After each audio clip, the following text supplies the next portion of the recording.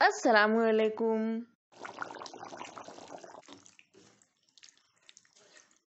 Ramzan series में आज आप लोगों के लिए लेके आई हूँ हैदराबाद की बहुत ही ज़्यादा फेमस हैदराबादी मटन बिरयानी।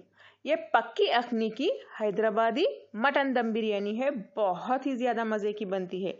आप लोग इसे ज़रूर ट्राई करें। ऐसे ही मज़ेदार रेसिपीज़ के लिए channel cook with film subscribe कर लें। हैदराबादी मटन बिरयानी बनाने के लिए सबसे पहले हमें प्याज फ्राई करना होगा। यहाँ पर मैंने 4 बड़े साइज के प्याज को बारीक काट लिया है और तेल भी गरम हो चुका है। प्याज हम तेल में डाल देते हैं फ्राई करने के लिए। प्याज का रंग गोल्डन ब्राउन होने तक इसे हाई फ्लेम पे फ्राई करते जाइए। प्याज का रंग देखिए गोल्डन ब्राउन हो चुका है, इसे हमें प्लेट में निकाल लेते हैं।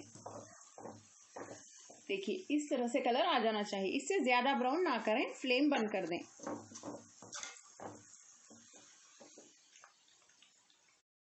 डीप फ्राई की हुई प्याज तो हमारी तैयार है। इसे बरिस्ता भी कहा जाता है। सभी बिरयानी के रेसिपीज में आप इसी तरह प्याज को फ्राई कर लें।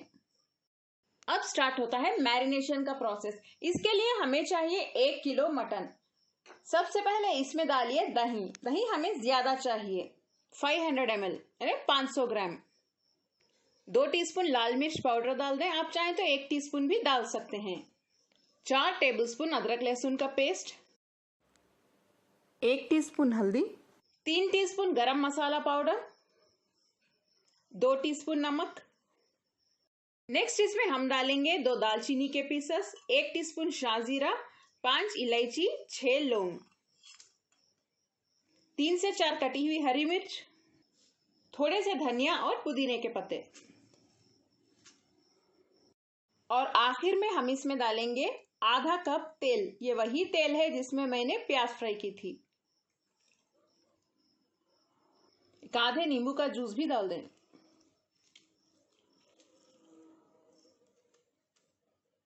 हैदराबाद में 2 तरह के बिरयानी होते हैं, एक है कच्ची अखनी की दम बिरयानी और दूसरी है पक्की अखनी की दम बिरयानी। ये है पक्की अखनी की मटन दम बिरयानी। इसमें हम मटन को मसालों के साथ पकाएंगे, लेकिन कच्ची अखनी की दम बिरयानी में जस्ट इसे मिक्स करते हैं और दम में पकाते हैं चावल के साथ। अब हम इसे मिक्स कर लेते हैं अच्छे से।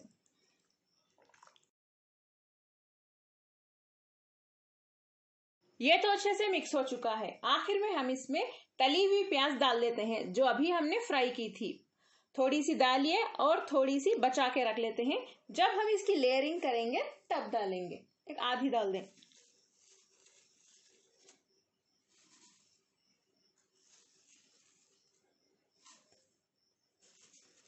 इसे भी मिक्स कर लें।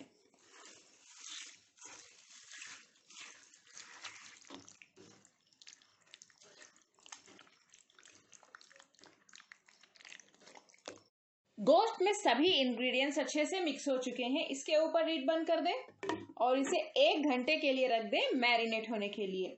आप चाहे तो रेफ्रिजरेटर में रख सकते हैं या बाहर भी। 1 घंटा तो हो चुका है। इस वेसल को हम फ्लेम के ऊपर रख देते हैं और फ्लेम को हाई पे रखिए। हाई फ्लेम पे इसे हम एक 5 से 8 मिनट तक पका लेते हैं। इन मसालों की कच्ची बू जाने तक पकाते जाइए और उसके बाद लो फ्लेम पे ही पकाएंगे। जस्ट लो फ्लेम पे रख दें। गोश्त हमारा 80 to 90% गलने तक इसे लो फ्लेम पे पकाते जाएंगे। ये सबसे आसान मटन बिरयानी की रेसिपी है। आप जस्ट ये मसाले मिला के रेफ्रिजरेटर में रख दें और दूसरे दिन भी आप बिरयानी बना सकते हैं। बहुत आसानी हो जाएगी। मैं अक्सर वैसे ही करती हूँ। चलिए इसे भून लेते हैं। अगर आपको जल्दी है तो आप प्रेशर कुकर का भी यूज कर सकते हैं, यानी मटन प्रेशर कुकर में भी गला सकते हैं। हाई फ्लेम पे एक सीटी आने के बाद फ्लेम को लो पे रख दें। 10 से 15 मिनट तक मटन गल जाएगा। लेकिन इस तरह से लो फ्लेम पे पैन में बनाने से मटन और भी ज्यादा टेस्टी बनता है। जो दही हम इसमें डालते हैं वो ज्यादा खट्टा ना लें, जस्ट नॉर्मल ले लें, वरना बिरयानी आपकी खट्टी हो जाएगी।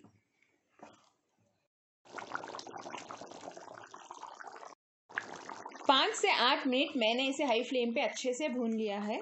अब हम फ्लेम लो पे रख देते हैं, इसके ऊपर लिड बंद कर देते हैं और लो फ्लेम पे मटन हमारा 80 to 90% गलने तक गलाते रहेंगे, लेकिन बीच बीच में आप चेक करते रहिए वरना मसाले जल भी सकते हैं। गोश्त तो हमारा 80% तक अच्छे से गल चुका है। चलिए अब हम फ्लेम बंद कर देते हैं और चावल बनाने की तैयारी शुरू कर लेते हैं।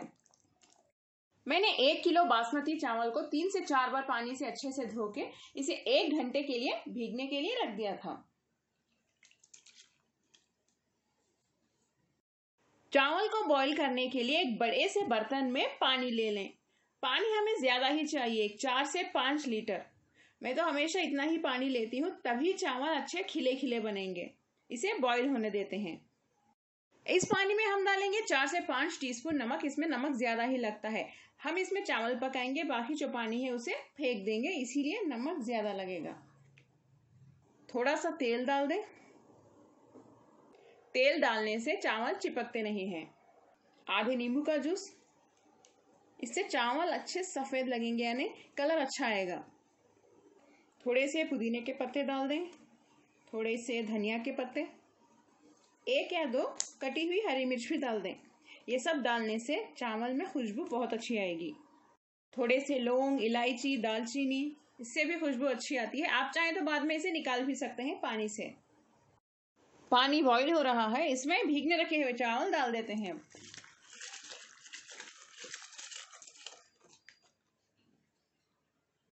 अगर आप चाहें तो इस वक्त ये सब निकाल सकते हैं, चाहे तो रख भी सकते हैं, आपकी मर्जी। चावल डालने के बाद इसे हम 1 या 2 बार अच्छे से मिक्स कर लेते हैं। स्पून ज्यादा मत डालिए वरना चावल टूट सकते हैं।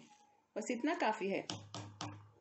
चावल हम बस एक 80% तक ही पकाएंगे, लेकिन 80% तक पकाने के लिए कितना वक्त लगेगा, अक्सर लोगों का सवाल रहता है। मैं आपको इस बार टाइम बताऊंगी।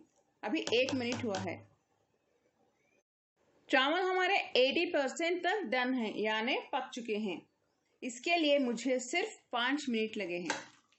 देखिए, अब जो ये पानी है इसे हम स्ट्रेन कर लेते हैं। देख लें, खिले खिले चावल हमारे रेडी हैं। अब हम लेयरिंग का प्रोसेस स्टार्ट करते हैं। अगर आपको चावल का ब्रांड नेम जानना है तो कमेंट में पूछिए, मेरे बहुत से सब्सक्राइबर्स को मालूम है। अगर फिर भी आप न्यू है चैनल में तो कमेंट सेक्शन में जरूर बता दूंगी, क्योंकि मैं ब्रांड नेम यहाँ पे नहीं बता सकती। लेयरिंग के लिए एक बड़ा वेसल ले लें। सबसे पहला जो लेयर है वो चावल का बना लें। थोड़ा सा चावल डाल दें इसमें। नेक्स्ट ये ग्रेवी डाल दें जो हमने बनाई थी। इसके ऊपर थोड़े से धनिया के पत्ते डाल दें, थोड़े से पुदीने के पत्ते, फ्राई की हुई प्याज। नेक्स्ट लेयर फिर से चावल का बना लें। नेक्स्ट ये ग्रेवी डाल दें, तली हुई प्याज। ये प्रोसेस ऐसे ही लेयरिंग का कंटिन्यू करते जाइए।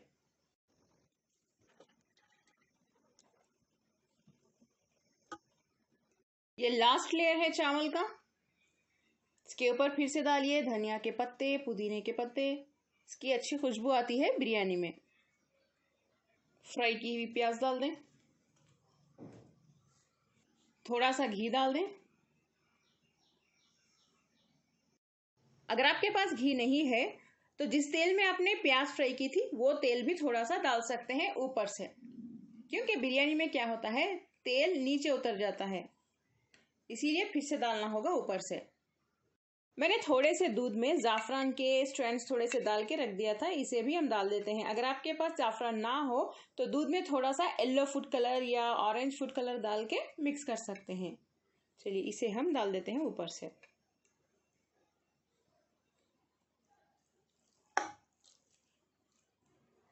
इसे हम एल्यूमिनियम फॉइल से सील कर देते हैं। आप चाहें तो आटे से भी सील कर सकते हैं। ये तो सील हो चुका है। अगर आपके पास एक पुराना तवा है तो उसे स्टोव के ऊपर हाई फ्लेम पे रख दें। मैंने स्पेशली ये तवा सिर्फ बिरयानी के लिए यानी दम के लिए रखा हुआ है। तवे को अच्छे से गर्म होने देते हैं। अब तवा गर्म हो चुका है, इसके ऊपर ये बिरयानी का वेसल रख दें। बिरयानी का वेसल रखने के बाद तवे के ऊपर हाई फ्लेम पे एक 2 से 3 मिनट के लिए ऐसे ही रख दें, ताकि जो हीट है तवे के जरिए से इस वेसल के अंदर अच्छे से एंटर हो सके। 2 या 3 मिनट के बाद फ्लेम को लो पे रख दें आधे घंटे के लिए, यानी 30 मिनट्स के लिए। इस तरह से बिरयानी के वेजल को अच्छे से सील करके लो फ्लेम पे आधे घंटे के लिए रखने को ही दम कहते हैं। इसी दौरान बिरयानी हमारी परफेक्टली बन जाएगी, मटन भी गल जाएगा और चावल भी, क्योंकि हमने इसे 80% ही पकाया था। अब अगर आपके पास तवा ना हो तो बिरयानी का वेजल बहुत अच्छे से थिक वाला वेजल ले लें। अगर आपका वेजल पतला है तो बिरयानी नीचे से जल जाएगी दम के दौरान। 2 से 3 मिनट हो चुके हैं, मैं फ्लेम को लो पे रख देती हूँ आधे घंटे के लिए। इसे ओपन मत करिए। अब आधा घंटा हो चुका है, लीड ओपन करके देख लेते हैं। अब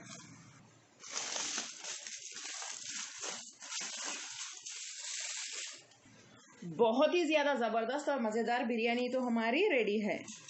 देखिए कितनी यमी लग रही है और स्टीम भी देखिए अच्छे से निकल रहा है। इसका मतलब यह है कि बिरयानी खाने के लिए अब तैयार है। इसे एक प्लेट में निकाल के सर्व कर लें। बघारे बैगन और दही की चटनी के साथ ये बिरयानी बहुत मजे की लगती है। जस्ट टाइप करें बघारे बैगन बाय कुक विद फेम और दही की चटनी बाय वेज विद फेम, आपको वीडियोस मिल जाएंगे। कमेंट में ज़रूर बताएं आज की मज़ेदार हैदराबादी मटन बिरयानी आपको कैसी लगी। लाइक ज़रूर करें वीडियो पसंद आए तो। इस वीडियो के लिंक को फैमिली और फ्रेंड्स के साथ शेयर करें, अपने ग्रुप्स में भी शेयर करें। चैनल कुक विद फेम को भी सब्सक्राइब कर लें, बेल आइकन प्रेस कर दें, ऑल भी सेलेक्ट कर लें नोटिफिकेशंस के लिए।